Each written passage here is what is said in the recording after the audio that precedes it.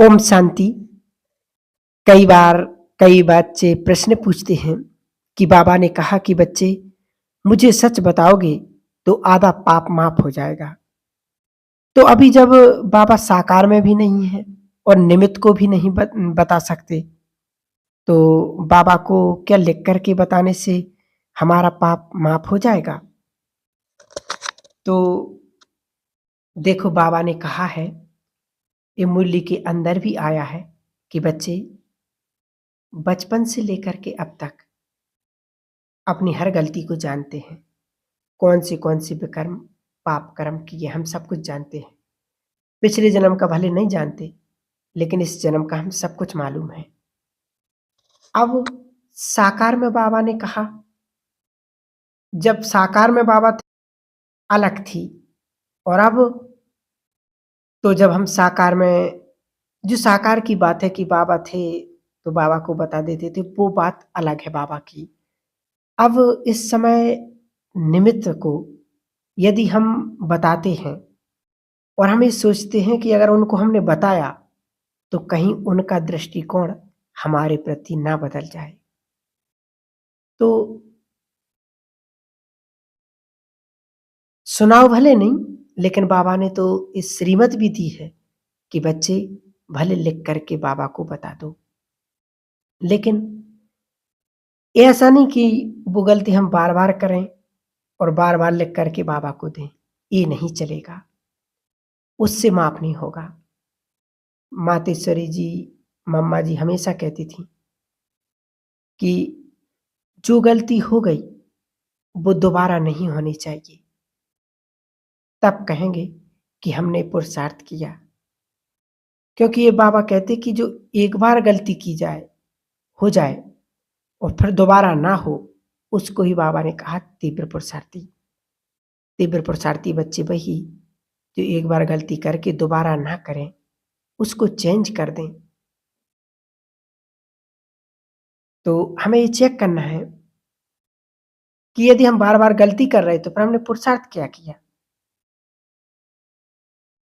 तो इसलिए हमने यदि रियलाइज किया कि मेरी ये गलती है और अब मुझे दोबारा नहीं करनी है, तो आप बाबा से लिख करके पूरी सिचुएशन को लिख करके दो और फिर दृढ़ संकल्प करो बाबा के सामने कि बाबा, मैं प्रॉमिस करता हूं आगे से दोबारा ये गलती नहीं होगी। तब जाकर के जो लिखा है उसमें आधा माफ हो सकता है ना। लेकिन उसके बाद सचमुच परीक्षा तो देखो आएगी, परीक्षा तो आएगी, लेकिन और फेल हो गए यदि, फिर वो लिखा हुआ में आधा माफ नहीं होगा। तो इसलिए लिख करके दो, प्रॉमिस करो बाबा को कि बाबा, अब मैं ये गलती दोबारा नहीं करूंगा, कि जो माया आई है उस पर मुझे विजय प्राप्त करनी है, कि मैंने बाबा के सामने ये दृढ़ संकल्प किया है। तब जाकर के बाबा हमें माफ करेगा। तो बाबा भी नहीं कहते कि माया भी मेरी आज्ञाकारी बच्ची है, कि तुमने दृढ़ संकल्प तो किया है, प्रॉमिस तो किया है, बाबा चेक करते कि कितना तुम इस पर खरे उतरे हो। इसलिए माया 2-4 दिन में ही आएगी, और जैसे ही आएगी मैं माया को अच्छी तरह से पहचान कर उसके परवश ना होकर के विजय प्राप्त करनी है। उसके बाद बाबा माफ करेगा। इसलिए कहा गया है कि बाबा को लिख करके दो। तो जब हम बाबा को लिख करके देते हैं, जब मधुबन में जाते हैं, जो बाबा के रूम में जाकर के जो एक भंडारी होती है उसमें डाल देंगे, तो सहज ही हमारा मन भी हल्का हो जाएगा, और हमने वो पत्र बाबा के पास रख दिया तो हमारे आधी गलती माफ हो जाएगी। इसलिए बाबा के कमरे में